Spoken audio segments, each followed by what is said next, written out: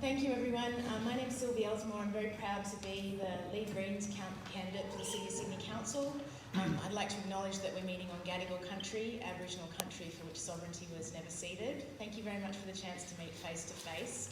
It's been too rare after a couple of years of lockdown, and it's very special. It reminds me why I'm keen, I love local council so much, about connecting with people and community organising. So for those of you who don't know me, I'm a former Marrickville councillor representing the Greens. I grew up in Glebe.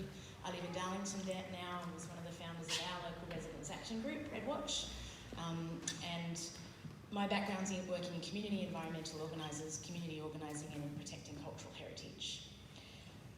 The reason this is the first term we haven't had Greens on City of Sydney Council. Our last councillor was the wonderful Deputy Irene Doutney, who passed away a few years ago.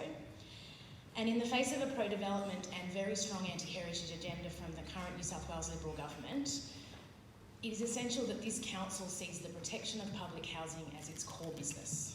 It sees working with residents in their campaigns to do that as its core business. In the face of the scale of the unaffordability crisis, it's essential that building more affordable housing and protecting the affordable housing that we have is something that council sees as its core business. The Greens have a costed plan which would see the city protecting or building new affordable housing which is 5 times the scale that has been achieved over recent terms, while improving the council's bottom line, because it's important that we're not making choices about building affordable housing and whether we build other important community infrastructure in this city as our community grows, particularly for the ageing population that exists in Glebe. We support a council that directly provides services. Like Labor, we support expanding council-run community spaces, restaffing our town halls and bringing our waste services back in-house. These are one of our greatest sources of emissions in the city, and we need to control them. If we've learnt anything during COVID, is that we need, as we have a lot of uncertainty as we move forward. Things are moving faster and more urgently than we thought, and we need to have strong community-controlled and public-controlled services to respond to what is going to come before us that we cannot predict as well as what we can. As Greens, we see all these issues as connected. We have a very strong council here, but we need to make sure that there's also brave and bold and strong voices that are working in partnership with our community campaigns and our activists. That's the voice that the Greens have always brought to this council, and we're very proud and hopeful that we can bring again. And we want to do that cooperatively with what is already some strong and amazing work that is done here. Thank you.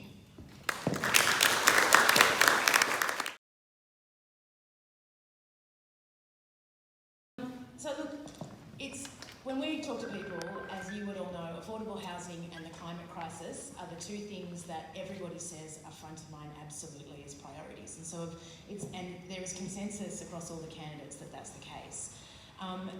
Coming out of COP, it is really hard to feel optimistic about what leadership is going to come, particularly from the federal government, and we should be measuring what it is the council should do and how the council needs to step up, not on whether there are just strong initiatives, but whether we are doing everything that we can do. It's a very wealthy council, and there are many more opportunities, particularly around how council uses its investments to support kind of community renewable energy projects, the faster rollout of FOGO, yes, insourcing our waste services again, because that's the way that we can really be flexible and creative with them. There's a lot of lessons that we can learn from small councils that perhaps take more of an approach to letting their residents take the lead, for that creativity to come. We hear a lot about some great small projects, but we also hear that there's still a lot of red tape from council about the ability to do that. Working in partnership community says we understand the living experts who have ideas, let's make space for them. So some of the specific stuff in our strategy around this, it's on our website, is we support the public role of EV on public, not just in private spaces. That's very important. That's about building the infrastructure we're going to need for the future. It is about enforcing our waste services. It's about also thinking about who's involved in reducing our climate footprint. About 50% of this community is renters.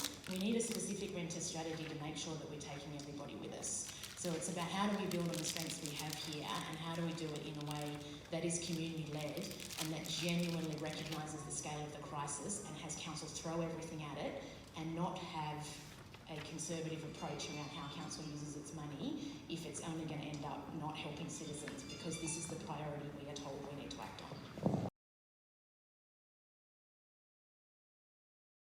So look, one of the things that we're running on as the Greens is a grassroots council. So what does that mean?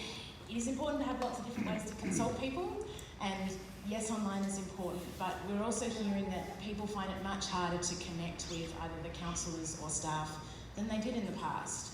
And reliance on consultants is too heavy because, you know, there's such a depth of experience in this room that what you want is council staff who remember the last time they asked you about this and the other development before that and the one 5 years ago. That knowledge needs to be held in the council with a really strong public service, and that is why one of the things we think it is important for the council to do is to have more of those. And also, obviously, we don't have a ward system here. I represented a ward when I was on Marrickville Council, your local councillor knowing your local area, being responsible for them. In the absence of that, it's very important to build in other methods that are clearly about saying, what does this local area need? And that is something else we're hearing is very important to be added to the other things that council is already doing. We want to talk about also moving beyond just, not so many consultants, but what does it mean to share power and decision making with residents? Things like participatory budgeting, where you give real control over to the people who are going to be affected by a particular area of the budget to say, how would you spend this money? The balance between that and the current model is going to mean much better decisions because, again, residents are the experts in what they need in their community. That's what we need to overlay with the work that the council is already doing if we're going to have more of a bottom-up council where people have more ownership about the decisions that are made by Town Hall. You're very strong on public housing. What about protecting heritage? Thanks. I mean, we're having this conversation in front of a photo of Jack Mundy in one of the famous Green Band's protests, and this false dichotomy, as the Lord Mayor mentioned, between heritage and housing. The Green Band's movement was about not just protecting the heritage and protecting natural environment, but the right of working class people to live in the city. Those issues are absolutely connected. When we talk about fighting for the public housing here, we're talking about we don't want a future Glebe that has some nice heritage frontage and there is no more community here and it's just a monument to what was. I know a number of people in this room were involved in those fights, have already been involved in big battles to protect the public housing and the physical heritage of Glebe, and often it's the same thing, but we will lose if we try and divide those things. This has to be about how do we protect our spaces and the right of people to live in those spaces. That is the core of, the Greens were formed out of the Greens Band, that's why our name is the Greens. And it is, we see this as council's core business and the fight, we were very committed to fight together with you around this. This next council term, we can't kid ourselves, is going to be essential about whether we win or lose this one.